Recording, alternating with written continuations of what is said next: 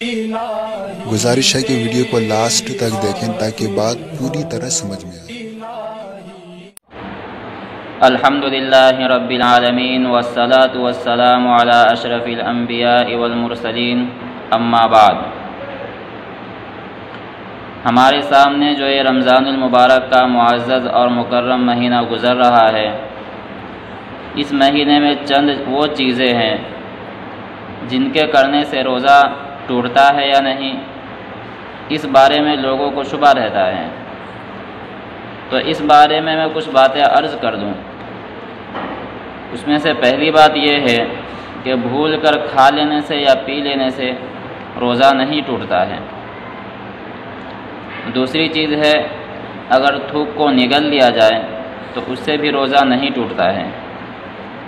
تیسری بات، اگر پان کھا کر منہ کو اچھی طرح صاف کر لیا لیکن پھر بھی سرخی منہ میں باقی ہے اور اس کو تھوک کے ساتھ نگل لیا تو اس سے بھی روزہ نہیں ٹوٹتا ہے۔ چوتھی چیز، ناک کو زور سے سرک لیا کہ ناک کا پورا مادہ گلے میں چلا گیا تو اس سے بھی روزہ نہیں ٹوٹتا ہے۔ اور اسی طرح منہ کی جو رال ٹپکتی ہے اس کو بھی اگر سرک لیا اور وہ بھی اگر گلے تک پہنچ گئی تو بھی اس سے روزہ نہیں ٹوٹتا ہے۔ زبان سے کسی چیز کو چکھ لیا اور تھوک دیا تو اس سے بھی روزہ نہیں ٹوٹتا ہے۔ اگر کسی عورت کو اپنے شوہر سے خدشہ ہو کہ اگر کھانے پینے میں کچھ کمی رہ گئی، نمک زیادہ ہو گیا یا کم ہو گیا تو نقصان ہوگا، شوہر غصے ہوگا، چلائے گا، تو ایسی عورت کے لیے اجازت دی ہے، جائز ہے کہ وہ چکھ لے زبان پر رکھ کے اور اس کو فوراً تھوک دے۔ البتہ جس کو یہ ڈر نہیں ہے، شوہر کا ڈر نہیں ہے یا پھر کوئی اور ڈر نہیں ہے، اس کے لیے ایسا کرنا جائز نہیں ہے، مکروہ ہے۔ اسی طرح کوئی چھوٹا بچہ ہے، اس کو کوئی چیز کھلانے کے لیے دینی ہے، وہ ایسی چیز ہے جس کو چبانا ضروری ہے اور کوئی چبانے والا موجود نہیں ہے تو بھی اس کو چبا کر کے اس بچے کے منہ میں دے سکتے ہیں، لیکن خیال رہے کہ اس کا ذائقہ حلق تک نہ جائے، بلکہ چبائیں اور بچے کو دے دے اور تھوک دے، چبا کر کے تھوک دے تاکہ اس کا ذائقہ حلق تک نہ پہنچنے پائے۔ انجیکشن لگوانے سے یا کسی کو خون دینے سے یا کسی کا خون لینے سے روزہ نہیں ٹوٹتا ہے، لیکن ایسا کرنا مکروہ ہے، شدید ضرورت ہو تبھی ایسا کریں۔ اسی طرح خوشبو لگانے سے، خوشبو سونگھنے سے روزہ نہیں ٹوٹتا، تیل لگانے سے روزہ نہیں ٹوٹتا ہے، آنکھ میں دوا ڈالنے سے یا سرما ڈالنے سے روزہ نہیں ٹوٹتا ہے، کان میں دوا ڈالنے سے روزہ ٹوٹ جاتا ہے یا نہیں ٹوٹتا ہے، اس میں علماء کا اختلاف ہے۔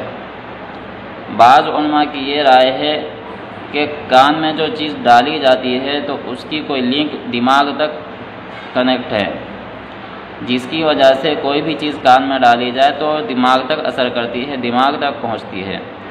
اس وجہ سے بعض علماء کا یہ کہنا ہے کہ کان میں کوئی چیز ڈالنے سے روزہ ٹوٹ جاتا ہے، لیکن ڈاکٹروں کا کہنا ہے کہ کان میں جو چیز ڈالی جائے نہ تو دماغ تک پہنچتی ہے اور نہ وہ پیٹ تک پہنچتی ہے، تو بعض علماء یہ کہتے ہیں کہ کان میں کوئی چیز ڈالنے سے روزہ ٹوٹ جاتا ہے اور بعض کہتے ہیں کہ کان میں کوئی چیز ڈالنے سے روزہ نہیں ٹوٹتا ہے۔ البتہ کوئی شدید ضرورت ہے تو آپ کان میں کچھ ڈال سکتے ہیں، دوا ڈال سکتے ہیں، لیکن بلا ضرورت ایسا کرنا درست نہیں ہے، نہیں کرنا چاہیے۔ الٹی ہونے سے روزہ ٹوٹ جاتا ہے یا نہیں، اس بارے میں بھی کچھ باتیں ہیں۔ پہلی شرط یہ ہے کہ الٹی منہ بھر کر ہو اور اس کے بعد آپ اس کو نگل لیں تو روزہ ٹوٹ جائے گا۔ نگل لینے، منہ بھر کر ہو پھر آپ نے نگل لیا تو روزہ ٹوٹ جائے گا۔ اور دوسری شرط یہ ہے کہ الٹی خود بخود نہ ہو، بلکہ آپ نے کسی چیز کے ذریعے سے، یعنی یا تو آپ نے انگلی ڈال کر یا پھر کسی اور طریقے سے الٹی خود نکال لیا ہو اور وہ بھی منہ بھر کر ہو تو روزہ ٹوٹے گا۔ البتہ چھوٹی موٹی الٹی سے یا چھوٹی موٹی ابکائی سے روزہ نہیں ٹوٹتا ہے، اگرچہ آپ اسے نکل لیں تو بھی روزہ نہیں ٹوٹتا ہے۔ احتلام سے یعنی نائٹ فور سے روزہ نہیں ٹوٹتا ہے۔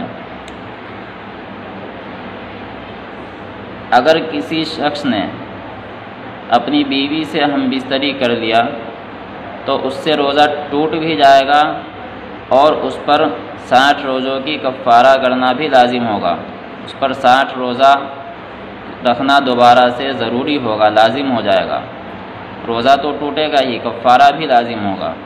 اسی طرح سے اگر کسی شخص نے جان بوجھ کر کھا لیا یا پی لیا، بھول سے نہیں، بھول سے تو معاف ہے، لیکن اگر جان بوجھ کر کھا لیا یا پی لیا تو اس سے بھی روزہ ٹوٹے گا بھی اور روزے کا کفارہ بھی لازم ہوگا۔